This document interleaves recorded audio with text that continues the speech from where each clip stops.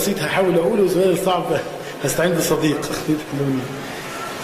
هو في فرق بين المشرد والمتشرد. المشرد ده ظروف والمتشرد ده اختيار.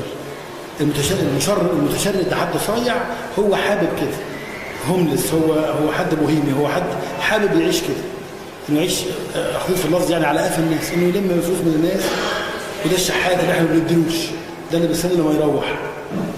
لكن المشرد اسم مفعول مفعل، صيغه مبالغه من اسم مفعول، ده مفعول به، ده حد الظروف هي اللي عملت فيه كده، حد مش قادر يشتغل بسبب ضعف، بسبب نقص، بسبب عجز، بسبب مرض. المشرد حد مفعول به، المتشرد حد فاعل. يكون حد يعني فاهم هو بيقول ايه وبصحته، طب ده يشحت ليه؟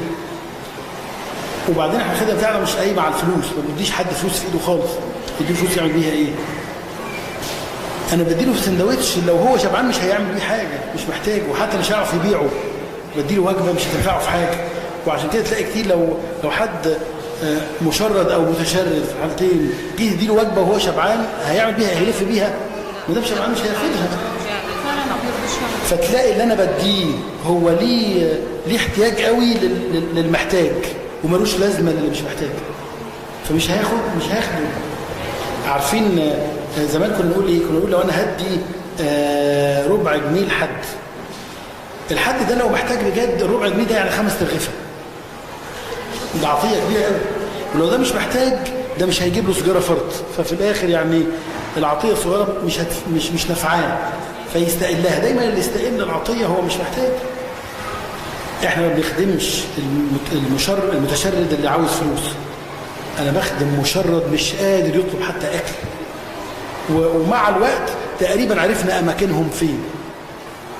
وعشان كده قلت لحضرتك بننزل نخدمه بالليل عشان البرد يعمل انتخاب طبيعي، لان بالليل مفيش حد بيشحت، فاللي قاعد عشان يشحت مفيش زباين بالليل، فده روح بيته عشان يصرف اللي جمعه طول النهار او عشان ينام على سريره.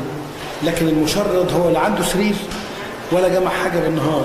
في الغالب لو كنا نصحي حد على الكوبري نقول له اصحى يا حاج، معلش بنصحيك في وقت زي ده بس عشان الدنيا برد والاكل سخن بدل ما يبرد. فكان في الغالب يقول لنا انا ما كنتش نايم، انا مغمى عليا من الجوع. ليه يا حاج هو انت ما كنتش بالك قد ايه؟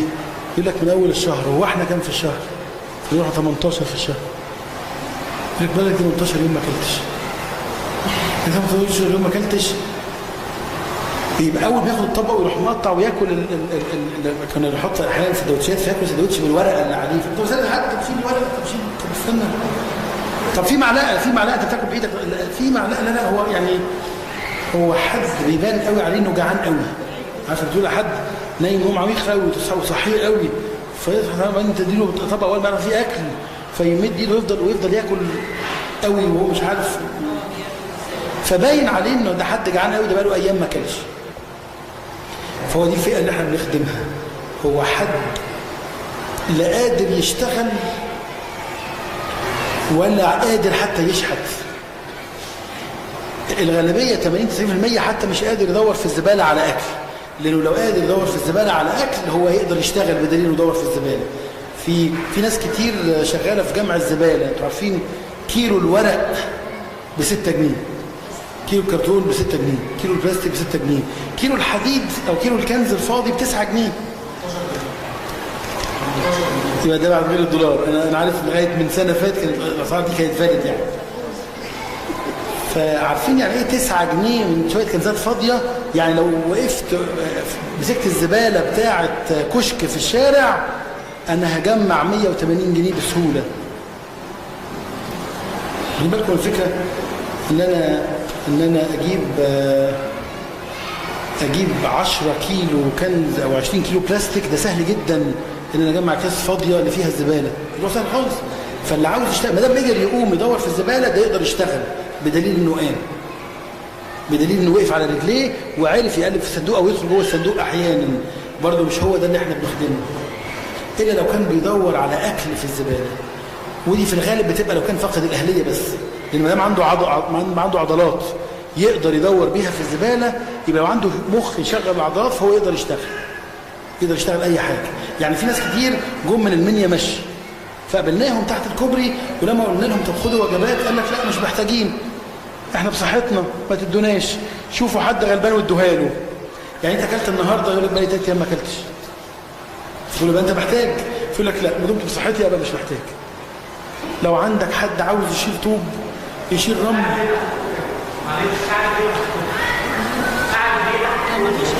لانه مش لاقي شغل، هو جاي هو عشمان يلاقي شغل.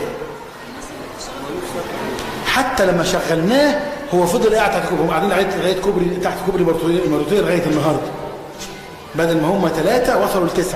امبارح بالليل كانوا 7، امبارح بالليل كانوا 7 وفي ناس في اجازات، عشان امبارح كان اجازه ما كانش في شغل، فناس كتير روحوا.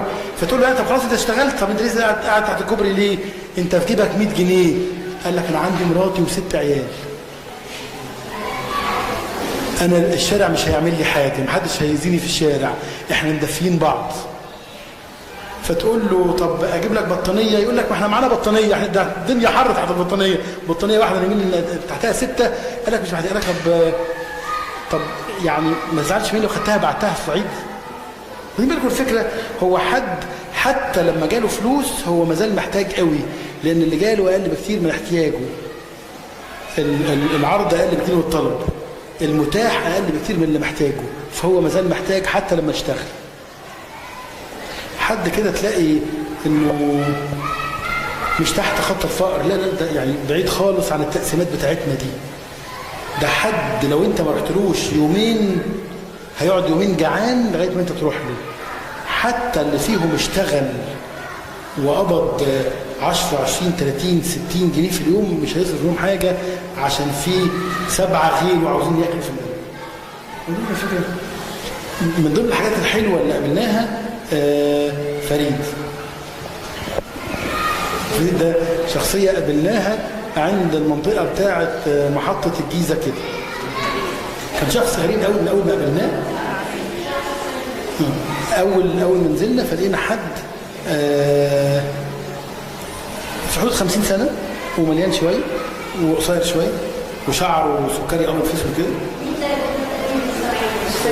فريد واحد ما نعرفوش، واحد مشرد بص مشردين، واحد محتاج، واحد مجنون، واحد في الشارع باقي على هدومه الجلابيه المقطعه اللي لابسها والبطانيه المقطعه اللي حاططها فوق كتفه، انه حد مش مظبوط. فرحنا له نديله وجبه، فراح قال في ايه الطبق ده؟ فقلنا له دي فيها رز وفراخ ويوسفي وموز وعصير. قال مفيش ترشي؟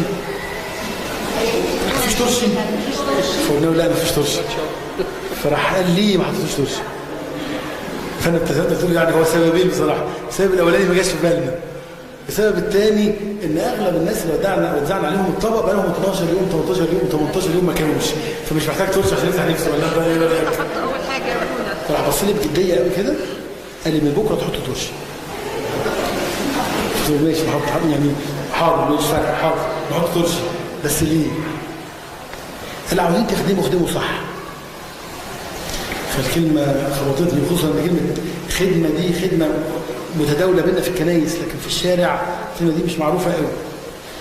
فبقول له نخدم صح. قال تمام بتوزعوه، مش انتوا بتاخدوا ترشي؟ دول مش اقل منكم. فبقول له دول مين؟ قال لي احنا. قلت له حاضر نحط ترشي من بكره، بس كان بيتكلم كمان له سلطان. فانا استغربت اول حاجه لانه عاقل وبيحاورني ويغلبني، وفي نفس الوقت انه مركز قوي وانه بيتكلم الفاظ مسيحيه. حاطط بصيت على ايده ادور على صليب ما لقيتش. قلت له حاضر نحط ترشي. ومشيت من عنده قلت له يعني هو ده شاد من السماء. هو الراجل ده عارفين لما انطونيوس لما راح وبعدين شاف واحده بتستحمى وقال لها واحد راهب قالت له انت ايه اللي معادك هنا؟ روح في البلاد الفلانيه. هي مين دي واحده ست، دي واحده عاديه يعني، بس هو صوت ربنا جه على لسانها. عارفين بالعام بن باعور الحماره اتكلمت وقالت له يعني خلينا لكم فكره ان يعني احنا ما حطيناش في بالنا ان ده اكتر من شحات، بس هو ربنا اتكلم على لسانه فخلاص يعني زي حماره بالعام بن باعور عادي يعني. بس هو اتكلم صح، عاوزين تخدموا صح. حطوا ترشي. ليه ما تحطوش ترشي؟ ليه بقاش الطبق متكامل يعني صح؟ هو منهم غلابه ما بتحطوش ترشي. فالفكره قلنا خلاص من بكره نحط ترشي. اليوم ده اتبقى معانا نص حله رز كبيره فاحنا مش عارفين نعمل، وبعدين خلاص الساعه 4 الفجر، فنعمل ايه؟ بنص حله رز. فيا جماعه طب في رز زياده، طب ايه نزود في الوجبات الاخيره زياده، طب وفي برضه في الاخر بقى نص حله رز، طب نعمل بيها ايه؟ فحد من الشباب الظراف يعني قال لي ما تحللنا ناكلها يا ابونا. فقلت له دي فطاري واحنا صايمين والساعه 4 والقداس بعد 3 ساعات. احلك عشان القداس، ولا احلك عشان الصيام، ولا احلك عشان ايه؟ لا يا جماعه يعني مش هينفع. طب خلاص نوزعها على اي حد واحنا ماشيين، يعني واحد بقى له 12 ولا 18 يوم ما اكلش، تديله رز من غير فراخ. طب نرميهم، يعني حاجه ربنا وقعتها لاولاده ونرميها. طب نبيتها ونوزعها بكره، يعني نوزع رز بيت. يعني ده الراجل بيقول ما تحطوش شرش ليه؟ نروح نوزع رز بيت. طب نشوف حد بيشوي فراخ ونشتري فرختين ونقطع 8 ارباع ونعمل 8 وجبات زياده. ده الساعه 4 الصبح مين هيبقى بيشوي دلوقتي؟ وبعدين حتى لو بيشوي يعني معناش لا اطباق ولا معالق ولا، لا الموضوع مش، فضلنا نفكر نعمل ايه ما عرفناش، ووصلنا لغايه ما وصلنا المنصوريه وما عملناش حاجه. وبقيت الحله وما وزعناهاش، وعملنا رز جديد ثاني يوم ونزلنا نوزع. فقابلنا فريد ده ثاني يوم، بس حطينا ترش بقى زي ما قال. هو ترش بعدين رحنا له فقال جايبين النهارده فلان وفي كذا وفي كذا وفي كذا وترش زي ما قلت. قال وريني الرز كده، وريني الرز كده. وراح مد ايده اول حاجه، راح مد المعلقه في الرز وراح داق. وحالة دقت الرز ده من فزعه. فقلت له لا. قال لي ليه؟ قلت له يعني هو ده معمول بالشوربه وبعدين ده معمول فطاري واحنا صايمين. قال لي تعملوا برز صيامي. فكلمه صيامي دي برضو كلمه ما يعرفهاش غير المسيحيين، مفيش حاجه اسمها صيامي. فبقول له يعني طب صيامي؟ انت جبت الكلمه دي منين؟ طب نعمله صيامي بس ليه؟ قال بدل ما تلفوا طول الليل تقولوا نعمل ايه بالرز الزياده. هو عارف عشان ما يبقاش دلع زياده، مش عارفك ان كان في رز زياده عشان ما يبقاش دلع. فراح ابتسم نص ابتسامه كده وسكت. قلت له طيب ماشي هنعمل رز صيامي. قال مشيتوا عايزين تاخدوا بركه؟ عاوزين ناخد بركه. قال لك خلاص على الاقل تاكلوا من الاكل اللي احنا بناكل منه، على الاقل كنتوا دقتوه ما كنتوش هتوزعوا علينا عادم كده. عادم انا اسف حاضر، يعني نعمله صيامي. ومشينا من عنده. عارفين لو حد اداك وش، اول حاجه هو عارف منين ان في رز زياده اصلا، يمكن رز نقص، يعني هو مش عرفه ان في رز زياده ونلف بيه طول الليل. وبعدين كلمه صيامي وكلمه تاخدوا بركه، هو الراجل ده من خلفيه مسيحيه. هو احنا الخدمه دي ما بتفرقش، احنا السمير الصالح ما سالش مضروب هو انت ديانتك ايه قبل ما اساعدك. ده هو شال وده الفندق وساعده محبه بس، حتى مش تبشير. هو يرى عملكم مساعد حسنه ماشي، لكن مش هدفنا ان نقول المسيحيين هم يعني. بس مشينا عنده يعني بنفكر نقول يعني الراجل ده مش عادي، الراجل ده. فانا بقول له هو انت كده وانت اسمك ايه؟ قال لي بتسال على اسمي. قلت له عاوز اتعرف. قام بجديه برضه كده قال لي اسمي فريد. قلت له فريد ايه؟ قال لي فريد بس. قلت له ماشي يا عم فريد. انا عاوز يقول لي فريد ايه؟ يطلع فريد برقص، فريد بطرس، فريد اي حاجه كده. فيعني مش عاوز اساله اقول له انت مسيحي ولا مسلم، يعني مش ظريفه. انت جاي تديني محبه بتسالني عن ديني ليه؟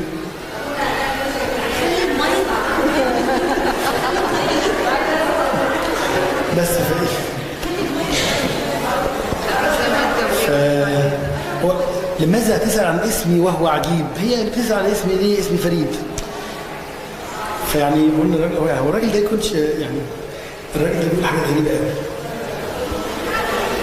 طيب خلاص مش عدينا اليوم اللي بعده، فبنديله الطبق فبيقول الأول دورنا عليه ما لقيناهوش.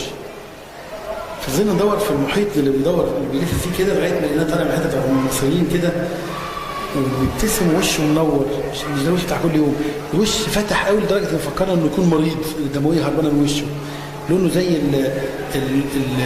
الشمع الابيض الشفاف او الرخام الابيض الشفاف. هو ما شفناه الاول خضينا ان ملامحه متغيره، هو شعره طويل خصر ملفوفه ودقنه طويله خصر ملفوفه، بس شكله مش حلو يعني. انتوا على بعض كده لما انظر فتشتهيه ولا جمالا او غنى، يعني هو يعني مفيش حاجه فيه، يعني هو مش ده المسيح، يعني مش ده الوش اللي احنا عارفينه الابرع جمال البشر، بس هو في هو شبه سورة الكفن. في الصورة السلبية بتاعت الكفن المطرين والكفن المقدس، هو الصورة كده.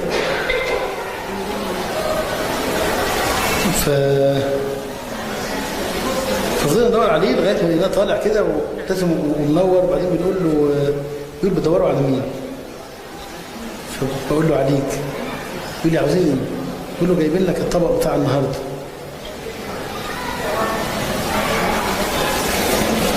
مفيش.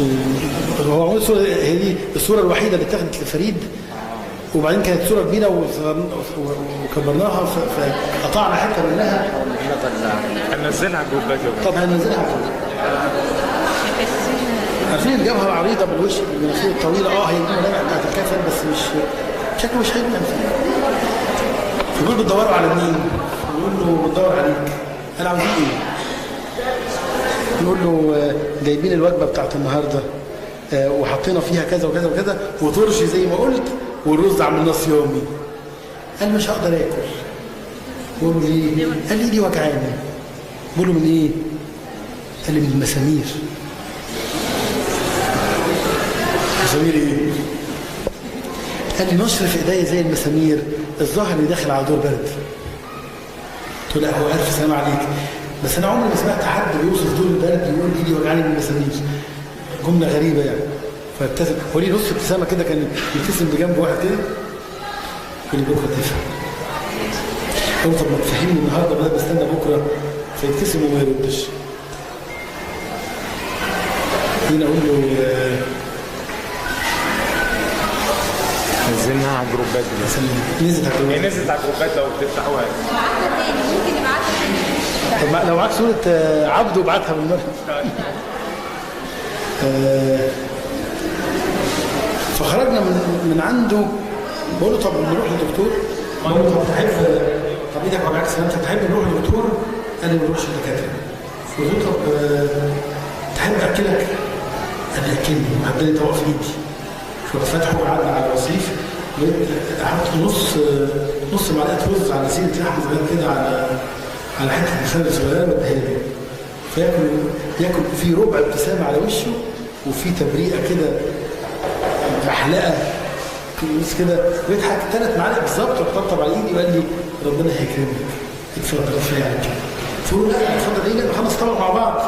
قال لي ليه؟ قلت له عشان تشبع، ما انت لسه هتستنى بكره، وبعدين ايدك وجعاك من المسامير فمش هتعرف تاكل. قال لي لو حبيت اقدر. اتفضل. لو حبيت لو حبيت تاكل مش هتقدر عشان ايدك وجعاك من المسامير. فهو راح مسك كلمه لو حبيت مش هتقدر، قال لي لو حبيت اقدر. فالكلمه برضه لو اردت اقدر، يعني مش عارفين انتوا كل كلمه يقولها لنا نروح احنا نقول هو في ايه؟ الراجل ده يعني بدانا مجازا نسميه المسيح.